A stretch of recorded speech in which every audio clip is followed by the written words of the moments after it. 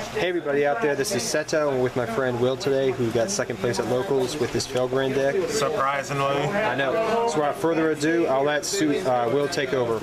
Alright, as my friend said, I got second place. That's a bit of a story, but I guess we'll resolve that later. I don't want him to get mad.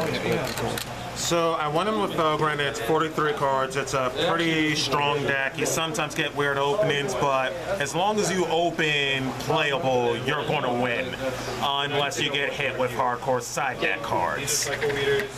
But we'll let you watch one of my games and you'll see what I mean. 3 Felgrand, starved deck, 2 Blue Eyes, 2 Albino, 3 Paladin of Felgrand, 1 Guardian, 1 Dragon Creation Knight, 1 Keeper of the Shrine, 2 Dragon Buster Destruction Sword, making sure you guys can see this perfect, 1 Dragunity Armor Leviathan, 1 Archbrave, double Stone, 1 Red Med, 1 Dandy, 1 Debris, 1 Rhoda, triple Dragon Shrine, 1 Foolish, double Trading, double Twin Twister, triple Gospel Revival or Return to Dragon Lord's fair card, and 2 Ruins at the Great Divine Dragon. As for traps, I had 2 Ultimate Providences, 1 Breakthrough, double Call, and double Breakthrough. For extra deck, you gotta play plant tokens. If you play Dandy, they have to be from Magic or you're not doing it right. Triple Dragon tokens. My extra deck is a little weird, but my whole deck is a little off, so deal with it. 1 Spirit, 1 Scrap, 1 Belze. Should be a Stardust in here somewhere. 1 Stardust Dragon, 1 Audax Meteor Burst Dragon. A part of me wants to cut this, but I don't have an extra Crystal Wing. 1 Moonlight. For XYZs, we have 1 Divine Dragon Felgrand. It's a Felgrand deck. 1 Azelf Sylvan High Protector, 1 Heliopolis, number 38, number 62, Castel, Daijin Queen, and then 107, and 1 Dark Matter. Alright, so let me explain the cards that should matter. First off, with Felgrand, he has 2 very powerful effects. He has to be special summoned from the graveyard, but he targets either on field or graveyard. So before we say, oh, it targets, I can just banish something in your grave. And if I run over one of your guys, I don't care where he goes, he gets a special summon level 7 or 8 dragon from either my graveyard or your graveyard. That's actually very relevant in the Blue Eyes matchup. Yep. Agreed. The reason I play these Blue Eyes cards is because Felgrand is a very powerful deck, but sometimes you need that extra level 8. So a random stone can just give you so much advantage out of nowhere. And then for those of us wondering why I'm playing Buster Blader cards, there's actually a combo with Leviathan and Archbrave and Dragon Buster. You've probably seen this combo before if you're subscribed to my good friend Pee-wee's channel. For the life of me, I can't remember his name. I think it's like King something. Yeah, Dorev. Dorev, thank you. So basically, if Leviathan is ever in graveyard and you get Archbrave to grave, Archbrave will special summon Leviathan, and then effective Leviathan can either equip Archbrave or equip Dragon Buster. And Dragon Buster just needs to be equipped to a monster. So as long as he's equipped to Leviathan, my opponent will not touch his extra deck. And if Archbrave is attached to Leviathan, I have a level 8 that just keeps coming back and back and back and back and back and back and back. Hope will never die is the name I give the combo. Don't judge me. Look at their hand. 1 Red Med. You don't have to play this card. He sometimes breaks, but if you resolve a Red Med in the Gospel, or what's her face, a Daijin Queen, you have won that game. Like, I do not care what happens. If you resolve a Red Med plus any other revival, you won. Period. Like, he might come out one day, but for right now, he's just like too good. Dandelion. The Paladins are very strong cards, especially guard, but what the Paladins do 3 effects. All of them, when they're normal or special summon, they equip a dragon from somewhere. The big one equips from either hand or deck. The little one equips from graveyard. So Guardian's only here to reuse Archbrave. And he's a cute debris target. And then Paladin's the good one because he can equip from deck. So basically with Dandelion, I foolish off Dandy, I get 2 tokens, I tribute off one of the tokens, get my Felgrand back, and then if my opponent had a dragon or I had another level 8, that's like an instant rank 8 play. If I just didn't want to go Dragon Shrine plus Gospel. And then the Breeze in there because he can bring back random cards for random stuff. Sometimes he's amazing, sometimes he's kind of meh. I'll do some testing, he may or may not leave the deck. But for today, he was pretty good until he got Wing Blasted.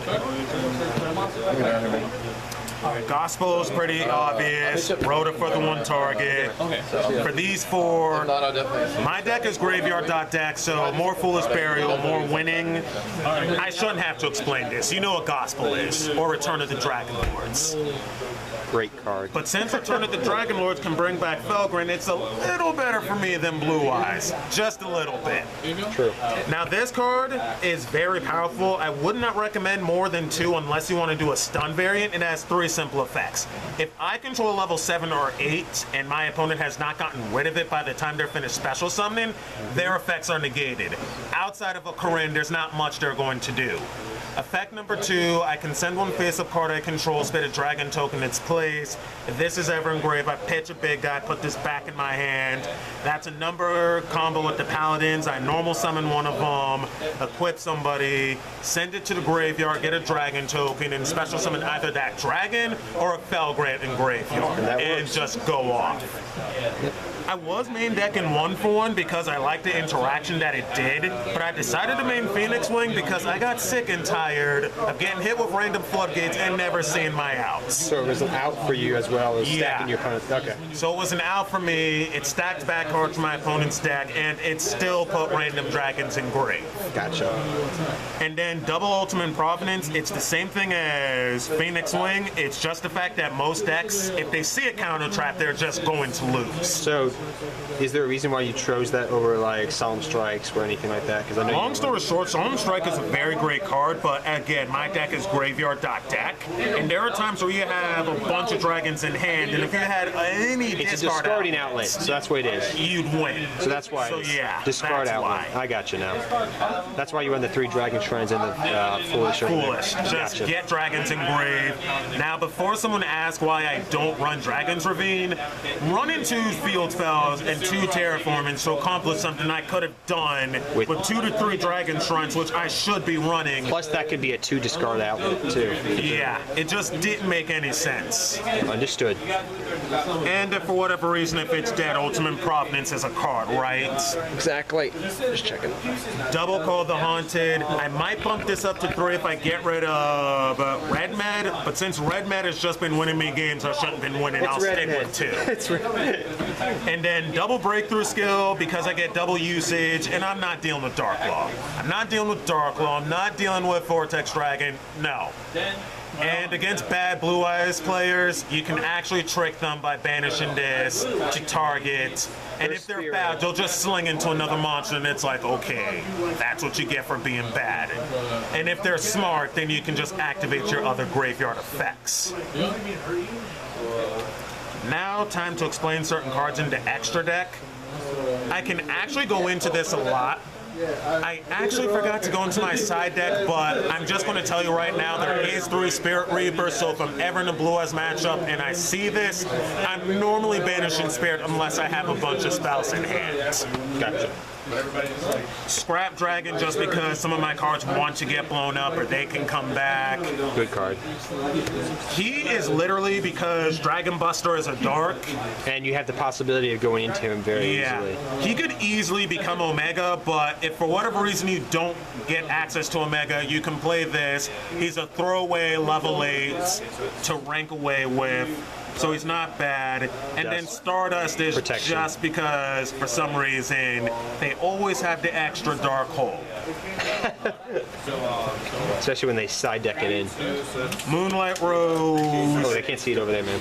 Moonlight Rose, just too good. Shouldn't have to explain this. This is literally for rogue matchups. If they like to do stuff during the battle phase, I can stop their effects, but 9 times out of 10, I just banish them before that's a problem. So it might just become Crystal Wing.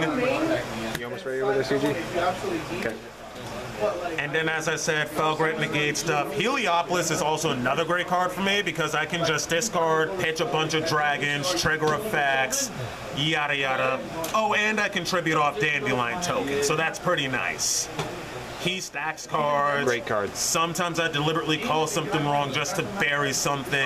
And if I bury a Felgrand or this engrave, I know I've won that game. He's literally just to go into dark matter, but if you play against a bunch of random stuff that likes doing shit during the battle phase, just stop it.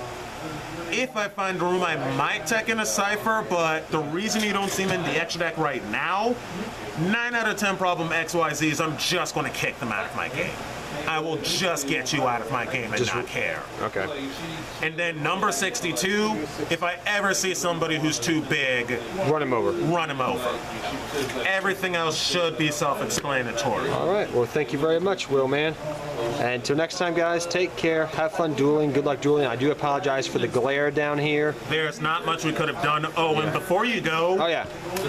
this I actually need to show you. I know how to fix it there. If you're going, Yeah? Take your tripod there, and because there's like. I'll try it for yours. That's why I'm if still you're over here. ever I'll going to shake play it. this deck, especially with heroes coming out, this dude is the bane of your existence. Tree toad. And treat them. Treat Toad I can surprisingly handle. I just have to not brick. If I see Dark Law and I don't get rid of him, I am not playing that game. So if you're playing Ghost Reaper, hit this guy. Hit this guy and don't look back. All Because right. 9 times out of 10, if you get rid of him, you kill heroes. That's a good- Unless that's a they're fair next point. pro. Until they get Honesty Neos. But at that point, That's down the road. Yeah. Till next time, guys, take care, everybody. Thank you, Will, man.